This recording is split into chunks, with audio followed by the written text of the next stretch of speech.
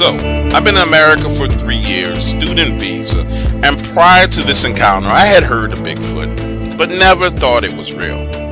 At the time of this incident, I was attending West Texas A&M College just south of Amarillo, Texas, and like many freshmen my first year, I didn't have a car, so I found myself catching rides with people going back and forth. This happened on a Saturday night. I was with my friend Lisa. We just wanted to get away from campus, and Lisa's family had a ranch in Dumas, Texas. The plan was to go hang out on their ranch for the weekend, chill, and relax. So we head out, and everything is cool. Just two girls riding along, listening to music. For the most part, we spent the majority of the time talking about boys. She was dating this guy on the track team, and he had her head twisted and turned all around. Lisa was on the emotional roller coaster and having a meltdown. Why? Because her boyfriend had posted this picture on Instagram with him and this other girl from the track team.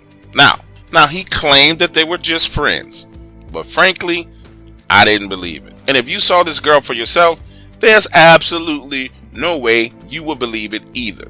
This girl was 6'4", pure feminine muscle, blonde hair, and she had the kind of ass that women would die for.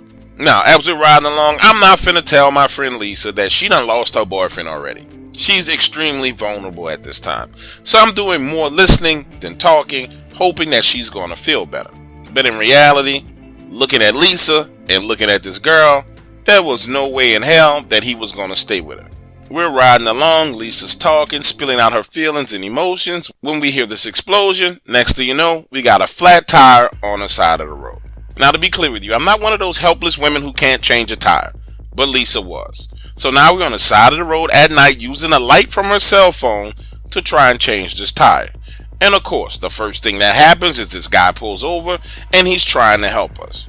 Now, we found ourselves in an extremely uncomfortable situation for two women to be in, considering the fact that we didn't have any weapons at all. Now picture this, I'm bent over, tights on, t-shirt, and I can feel his eyes all over me, and it's giving me the creeps. He's standing behind me saying, look, just let me do it. We're in a bad spot. We need to change this tire and get back on the road. So I back up. He bends over, starts taking the lug nuts off the wheel. His ass cheek is out plumering us, and Lisa and I are standing behind him kind of giggling when we hear this rustling in the trees.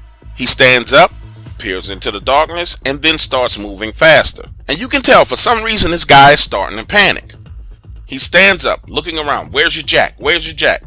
When we open the trunk, he digs around, pulls out a small factory jack that came with the car, and starts freaking out, saying, nope, this is going to take way too long. Turns around, runs to his truck, comes back lugging this huge jack, slides it under the car, and starts to jack it up. As he's bending over, sliding that jack under the car, we hear a tree snap in the wood lines. Oh my God, he starts to spaz out. Get your shit and come with me. Come on, we need to go. Let's go.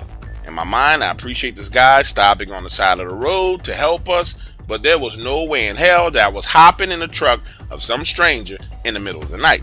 Going to say to him, sir, I really appreciate you stopping to help us on the side of the road, but we don't know you like that, and I'm not comfortable getting in the truck with you. He cuts me off mid-sentence and says, you don't understand, we need to go. I'm not going to hurt you. If I wanted to hurt you, I would have done it as soon as I pulled up. However, there are things in this area that will hurt you. We need to go, and we need to go right now. Listen to me, as this man was still talking, we hear this heavy, guttural, growling, breathing. I'm not sure what the hell it was, but it was long, like 12 seconds long. Lisa and I are like, what the fuck is that? And this dude takes off, running to his truck, leaving us standing right there on the side of the road. A few seconds later, he pulls up and he's screaming at us, get in, get in, get in. Lisa is standing there freaking out, thinking to myself, I know I heard something over there in the trees, but that ain't enough to make me get in the truck with your ass, a complete stranger. So I turn around thinking that Lisa and I are thinking the exact same thing and start heading towards the driver's side door of Lisa's car. But when I look back, Lisa is still standing there freaking out. He's screaming, you don't believe me? You don't believe me? Just look. Now listen to me carefully. I see him holding a flashlight, pointing it out of his truck, out of the corner of my eye. Next thing you know, I hear Lisa screaming, looking directly at her. She is literally diving into the front seat of this man's truck like she's diving into a pool of water. Both of them pull off, her legs still dangling out the door, and leave me right freaking there. Now, I'm inside her car, behind the steering wheel. Remember, trunk is open, keys still in the ignition, lug nuts are loose, tire is flat. I'm all alone, and I hear that breathing and growling so loud that it's coming through the closed windows and only getting louder and louder.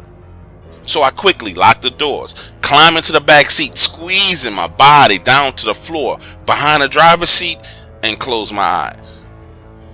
And let me tell you, what happens next scared me damn near to death.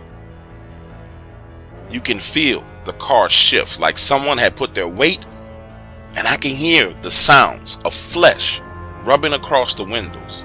I sat there, my eyes closed, too afraid to look and see what this was. Then I hear this tapping on the window, like a person is tapping their finger against the glass. The car starts to shake violently, and I swear to you, it sounded like something from the Animal Planet was right outside that car. The shaking goes on and on for about 2 to 3 minutes, until I hear the most precious sound I've ever heard. The sound of a horn blowing. Lisa's voice as she screamed, "Get the fuck out of the car and come on, come on." When I opened my eyes, all I could see was this black mass moving away from the car. Next thing I knew, I was falling backwards out of the door.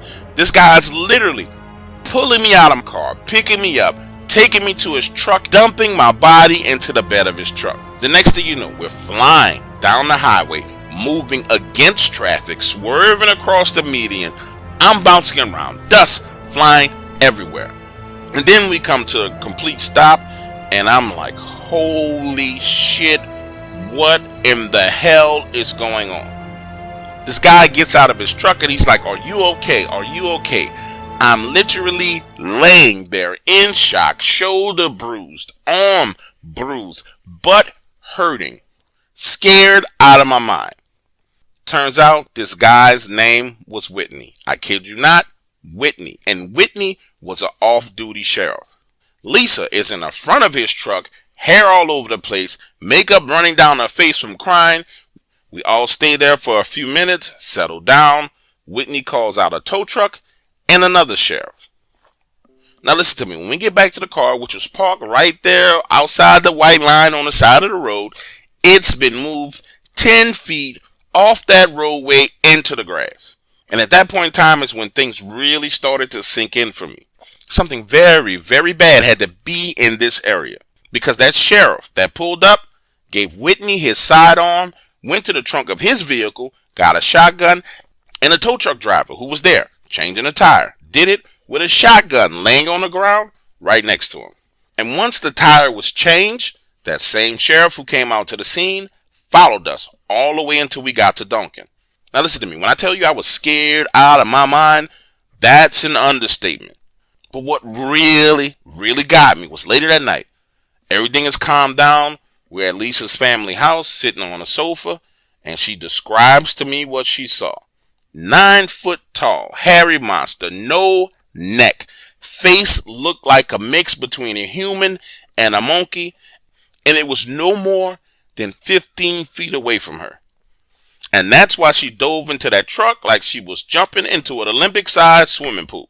Now, for the record, some of y'all are not going to believe what I'm saying, and that's fine. I do not care. But for the record, this happened on Highway 287, just southwest of Lake Meredith. And as for Whitney, to this